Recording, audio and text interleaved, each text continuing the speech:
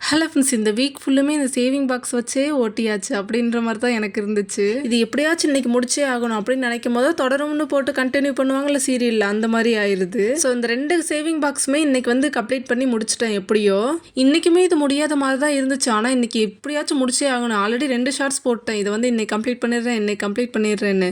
இன்னைக்கும் போடலன்னா வேலைக்கு ஆகாது அப்படின்றதுக்கு ஸ்பீடாக எல்லா வேலையும் பார்த்து முடிச்சிட்டேன். அப்புறம் எல்லாத்தையும் முடிச்சதுக்கப்புறம் கொஞ்சம் கொஞ்சமாக எடிட் பண்ண ஸ்டார்ட் பண்ணேன். அது எடிட் பண்ணது போயிட்டே இருக்கு. அப்புறம் இப்படியே எல்லாமே கம்ப்ளீட் பண்ணி எல்லாமே கொடுத்து எடிட் பண்ணி எல்லாமே முடிச்சாச்சு. ஸோ ஃபர்ஸ்ட் சேவிங் பாக்ஸ் ஐடியாக்காக இந்த மாதிரி ஒரு பாக்ஸ் எடுத்துருக்கேன். இது வந்து சுவிட்ச் போர்ட்லாம் வாங்கினா கிடைக்கும்ல, அந்த மாதிரி ஒரு பாக்ஸ் தான்.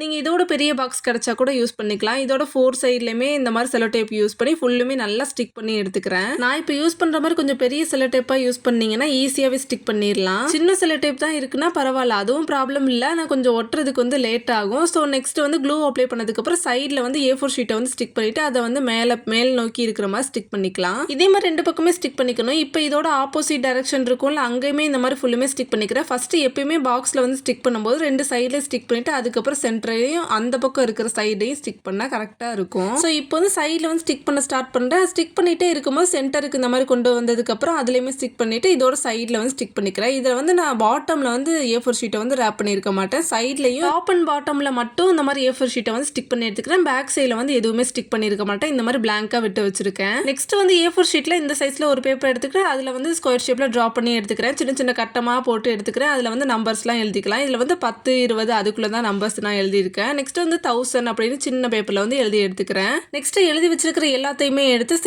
நல்லா சென்டராக இருக்கிற மாதிரி ஸ்டிக் பண்ண ஸ்டார்ட் பண்ணுறேன். இதெல்லாம் ஸ்டிக் பண்ணதுக்கப்புறம் ஸ்கெட்ச் யூஸ் பண்ணி இதோட 2 சைட்லையுமே ஒரு ஃப்ளவர் வர மாதிரி ட்ரா பண்ணிக்கிறேன். அதாவது அந்த பேப்பர் முடியுதுல அந்த கார்னரில் மட்டும் ட்ரா பண்ணிக்கிறேன். ட்ரா பண்ணதுக்கப்புறம் இதை இப்படியே விட்டால் நல்லா இருக்குது. அதில் கொஞ்சம் லீஃப்லாம் கொடுத்து கொஞ்சம் டெக்கரெல்லாம் பண்ணால் இன்னும் நல்லா இருக்கும்ல, அதனால கொஞ்சம் அவுட்லைன் லீஃப் இந்த மாதிரி கொடுத்துக்கிறேன். ஸோ நெக்ஸ்ட் வந்து இந்த கொடி மாதிரிலாம் இருந்தால் நல்லா இருக்கும்ல, அதனால அந்த ஃப்ளவரை ஜாயின் பண்ணுற மாதிரி இந்த மாதிரி கொடுத்ததுக்கப்புறம் அதுக்கும் கொஞ்சம் டீட்டெயில்ஸ்லாம் கொடுத்ததுக்கப்புறம் இது வந்து மணியெல்லாம் போகிறதுக்கு ஹோல்ஸ் வேணும்ல, அதனால ஹோல்ஸ் போட்டு ட்ரா பண்ணுறேன். இதில் வந்து ட்ரா பண்ணதுக்கப்புறம் நைஃப் யூஸ் பண்ணி கொஞ்சம் கொஞ்சமாக கட் பண்ண ஸ்டார்ட் பண்ணுறேன். கொஞ்சம் மெதுவாக தான் கட் பண்ணணும். இதை வந்து எடுத்த உடனே டப்புன்னு கட் பண்ணி அதை வந்து பிச்சு விட்டுறக்கூடாது. அதை வந்து கொஞ்சம் பொறுமையாக கட் பண்ணி எடுக்கணும். ஸோ நெக்ஸ்ட் வந்து இதோட சைட்லலாம் கொஞ்சமாக க்ளூ அப்ளை பண்ணி கையை யூஸ் பண்ணியே இந்த மாதிரி ஸ்ப்ரெட் பண்ணி விட்டுக்கிறேன். அப்போ தான் கொஞ்சம் சைடில் எக்ஸ்ட்ரா இந்த மாதிரி நீட்டிலாம் இருக்கும்ல, அதெல்லாம் சரியாயிரும். நெக்ஸ்ட் ஸ்கெட்ச் யூஸ் பண்ணி இந்த மாதிரி ரேண்டமாக ட்ரா பண்ணதுக்கப்புறம் அதுக்குள்ளேயுமே ஸ்கெட்ச் பண்ணிக்கிறேன். இது மேலே வந்து ஸ்கெட்ச் பண்ணுறது வந்து ஆப்ஷனல் தான். உங்களுக்கு தேவைன்னா ட்ரா பண்ணிக்கலாம், இல்லைனா வேறு ஏதாவது டிசைன் கூட கொடுத்துக்கலாம். நான் கொஞ்சம் ஈஸியாக இருக்கட்டும், ரொம்ப இழுத்துட்டே இருந்துச்சு இந்த வேலை, அதனால இந்த மாதிரி நான் கொடுத்துட்டேன். நெக்ஸ்ட் மார்க்கர் யூஸ் பண்ணி சின்னதாக அவுட்லைன் மாதிரி கொடுத்துட்டா இந்த மாதிரி ஒரு சேவிங் பாக்ஸ் வந்து மேக் பண்ணியாச்சு. இந்த சேவிங் பாக்ஸ் வந்து பார்க்கறதுக்கு கொஞ்சம் சிம்பிளாக நீட்டாக இருந்துச்சு, எனக்கு ரொம்ப பிடிச்சிருந்துச்சு. ஸோ 1000 ரூபீஸ்க்கு ஒரு சேவிங் பாக்ஸ் வந்து இப்போ மேக் பண்ணியாச்சு. நெக்ஸ்ட் 500 ரூபீஸ்க்கு வந்து கேட்டிருந்தாங்கல்ல கமெண்ட்ஸில், அதை வந்து மேக் பண்ணுவோம்ல, அதுக்கு ஃபஸ்ட்டு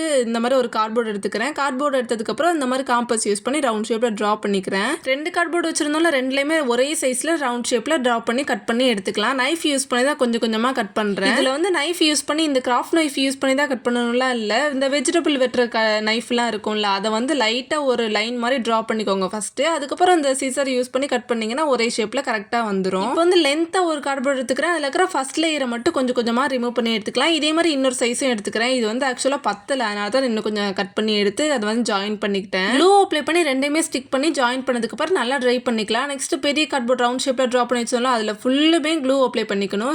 சைடில் மட்டும் சைடில் அப்ளை பண்ணதுக்கப்புறம் இப்போ மேக் பண்ணி வச்சிருந்தோம்ல இந்த கார்ட்போர்டு வந்து ரவுண்ட் ஷேப்பில் இந்த மாதிரி ஸ்டிக் பண்ணதுக்கப்புறம் இதில் வந்து ஸ்டாப்லர் யூஸ் பண்ணி நீங்கள் வந்து இது பண்ணிக்கலாம். இல்லைனா அப்படி இல்லைனா க்ளூ கூட அப்ளை பண்ணிக்கலாம், ஒன்றும் ப்ராப்ளம் கிடையாது. நெக்ஸ்ட் இதோட சைடில் வந்து நீடில் ஏதாச்சும் ஒன்று யூஸ் பண்ணி சின்ன ஹோல்ஸ் மாதிரி போட்டதுக்கப்புறம் சின்ன ஒரு குச்சி எடுத்துக்கிறேன். இதை வந்து இந்த சைடில் இருந்து அந்த சைடு கொண்டு போகணும், அதாவது கார்ட்போர்டுக்கு வெளியே கொண்டு போகணும். இந்த மாதிரி கொண்டு போனதுக்கப்புறம் கரெக்டாக சைஸஸ்லாம் பார்த்ததுக்கப்புறம் எக்ஸ்ட்ரா நீட்டிட்டு இருக்குல்ல, அதை வந்து கொஞ்சமாக கட் பண்ணி எடுத்துக்கிறேன். எக்ஸ்ட்ரா இருக்கிறது வந்து கட் பண்ணதுக்கப்புறம் இந்த மாதிரி இருக்கணும். நெக்ஸ்ட் இதோட சைடில் வெளி பக்கமும் உள் பக்கமும் க்ளூ அப்ளை பண்ணி செக்யூர் பண்ணிக்கிறேன். நெக்ஸ்ட் இதே மெத்தடில் இன்னும் 2 குச்சியை வந்து இது கூட ஜாயின் பண்ணி எடுத்துக்கிறேன். ஸோ இதை எதுக்கு இப்படி குச்சியெல்லாம் வைக்கிறேன்னா, இன்னொரு கார்ட்போர்ட் மேலே எடுத்து வச்சுட்டு இதை வந்து தேவைன்னா நீங்கள் வந்து மொத்தமாக கட் பண்ணி எடுக்க தேவையில்லை. இது வந்து சேவிங் பாக்ஸ் தானே, மொத்தமாக கட் பண்ணி எடுக்கணும் அப்படின்லாம் அவசியம் கிடையாது. நீங்கள் வந்து சைடில் இந்த பேக் சைடில் இருக்குல்ல, அதை மட்டும் கட் பண்ணி எடுத்தால் போதும். டார்கெட்டுன்னு ஒன்று இருக்கும்ல, அதை வந்து ஃபில் பண்ணதுக்கப்புறம் நீங்கள் வந்து இந்த உண்டியில் வந்து மொத்தமாக எடுக்கணும் அப்படின்லாம் அவசியம் கிடையாது. பேக் சைடில் இருக்கிறத வந்து கொஞ்சமாக கட் பண்ணி எடுத்துட்டா இந்த மாதிரி கிடச்சிரும். அந்த செலோ டேப் மட்டும் கட் பண்ணி எடுத்துக்கணும். A4 ஷீட்டில் ரவுண்ட் ஷேப்பில் கட் பண்ணி எடுத்துக்கலாம். நான் இப்போ ஒரு பவுலில் வந்து ஒயிட் அக்ரோலிக் பெயிண்ட்டும் ரெட் அக்ரோலிக் பெயிண்ட்டும் எடுத்துனதுக்கப்புறம் இதை வந்து அதிகமாக வாட்டர் ஆட் பண்ணிக்கிறேன். கொஞ்சம் நல்லா வாட்டர் ஆட் பண்ணி இந்த மாதிரி ஒரு கன்சிஸ்டன்சியில் கிடைக்கணும்.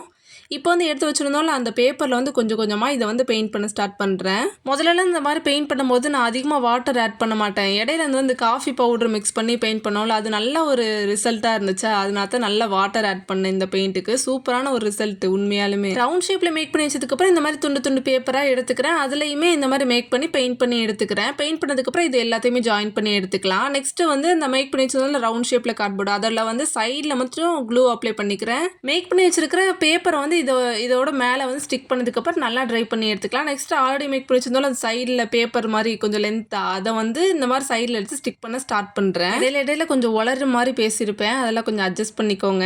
எக்ஸாம் வேறு போயிட்டு இருக்கா, அதனால கொஞ்சம் பிஸியாக இருக்கேன். அதனால கொஞ்சம் இடையில ஏதாச்சும் ப்ராப்ளம்னா அட்ஜஸ்ட் பண்ணிக்கோங்க. ஸோ சைடில் ஸ்டிக் பண்ண பேப்பர்ஸ் எல்லாமே குட்டி குட்டியாக கட் பண்ணதுக்கப்புறம் இதில் வந்து பேக் சைடில் கொஞ்சமாக க்ளூ அப்ளை பண்ணி ஸ்டிக் பண்ண ஸ்டார்ட் பண்ணுறேன். இதில் வந்து டார்கெட் ஃபில் பண்ணதுக்கப்புறம் இந்த ஒட்டி இருக்கோம் பார்த்தீங்களா, இதை வந்து லைட்டாக பிரித்து விட்டாலே பிஞ்சு வந்துடும். அதாவது நைஃப் யூஸ் பண்ணி கொஞ்சம் கொஞ்சமாக கட் பண்ணி எடுத்துக்கணும். நெக்ஸ்ட் இதோட டாப்பில் வந்து எடுத்து வச்சுருந்தோம்ல பேப்பர், அதை வந்து கொஞ்சமாக கட் பண்ணி விடுறேன். கட் பண்ணதுக்கப்புறம் இந்த மாதிரி ஒரு பேப்பர் எடுத்துக்கிறேன். அதை வந்து ரெண்டாக கட் பண்ணி எடுத்துக்கலாம். இந்த பேப்பர் வந்து ரெண்டாக கட் பண்ணதுக்கப்புறம் ஆல்ரெடி மேக் பண்ணி வச்சிருந்தோம்ல அதில் வந்து இந்த மாதிரி கொஞ்சமாக ஸ்பேஸ் விட்டதுக்கப்புறம் ஸ்டிக் பண்ணிக்கிறேன். இதே மாதிரி பாட்டம்லேயே ஸ்டிக் பண்ணிக்கலாம், சைட்லேயும் ஸ்டிக் பண்ணிக்கிறேன். எல்லாமே ஒரே சைஸில் வந்து ஸ்டிக் பண்ணிக்கணும். இப்போ வந்து எக்ஸ்ட்ரா நீட்டிட்டு இருக்குல்ல, அதை வந்து கட் பண்ணி விட்டதுக்கப்புறம் இந்த மாதிரி ஒரு பாக்ஸ் மாதிரி கிடச்சிரும். நெக்ஸ்ட் இந்த மாதிரி ஒரு கார்ட்போர்ட் எடுத்துக்கிறேன். அதில் இந்த மாதிரி ட்ரா பண்ணிக்கிறேன். அதாவது நம்ம யூஸ்வலாக இந்த காதுலாம் ட்ரா பண்ணுவோம்ல, முயல் காது இந்த மாதிரிலாம், அந்த மாதிரி தான் ட்ரா பண்ணி எடுத்துக்கிறேன். ட்ரா பண்ணதை வந்து நான் இந்த சிசர் யூஸ் பண்ணி ஃபுல்லுமே கட் பண்ணி எடுத்துக்கிறேன். இதே மாதிரி இன்னொரு கார்ட்போர்ட்லேயுமே கட் பண்ணி எடுத்துக்கிறேன். இப்போ வந்து ஆல்ரெடி மேக் பண்ணி வச்சதோல பெயிண்ட் ஒயிட் அண்ட் ரெட்டை வந்து மிக்ஸ் பண்ணிட்டு அதையுமே ஃபுல்லுமே பெயிண்ட் பண்ணிக்கிறேன் டபுள் கோட்டிங்கில். இதை வந்து இப்படியே வச்சு பார்த்தேன், நல்லாவே இல்லை. அதனால இது கொஞ்சம் டீட்டெயில்ஸ்லாம் கொடுத்துக்கிட்டேன். ஒயிட் அக்ரோலி பெயிண்ட் யூஸ் பண்ணி ஒரு குட்டி பேப்பரில் 500ன்னு எழுதிக்கிறேன். நெக்ஸ்ட் இந்த மணிலாம் எழுதணும்ல, அந்த பேப்பரை வந்து மேக் பண்ணி வச்சுக்கிட்டேன். அந்த பேப்பர் வந்து இதோட